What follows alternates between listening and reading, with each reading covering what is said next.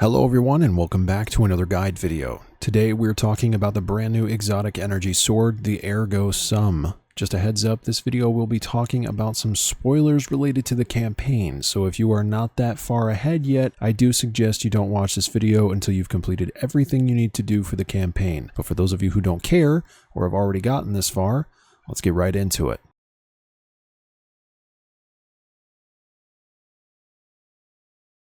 Alright, so the campaign of Final Shape is complete, and a lot of you are like, alright, I've heard about a brand new exotic sword. What is it? How do we get it? Well, the what is it part is quite cool. Not only was this a sword that was featured on our grave in the corridors of time back in Season of Dawn, this particular sword is the exotic sword that we are using in the final mission of the Final Shape campaign. To begin the campaign, all you have to do is speak to your ghost in the Lost City Zone in the Pale Heart. He will drop this quest to begin called Destined Heroes. After picking up the quest, you will go to the radio just next to him where you can speak to someone familiar, aka Savathun. Here's the dialogue for those curious. For those who don't care, you can skip to this timestamp on screen.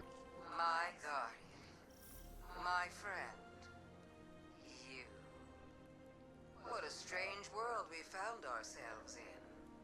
The Pale Heart itself. I knew I'd see it someday, but not as its savior. Well, a savior among saviors.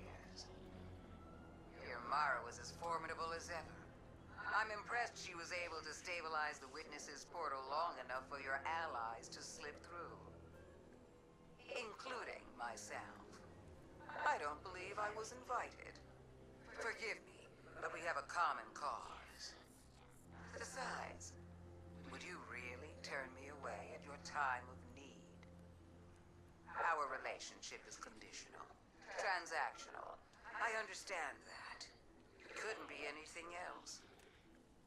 My Lucent hive will still come after you. Make you sharp, as my sister would say. Consider it an act of love. Now, do what you do best. And when you need me, I'll be there. But after this, I don't owe you a thing.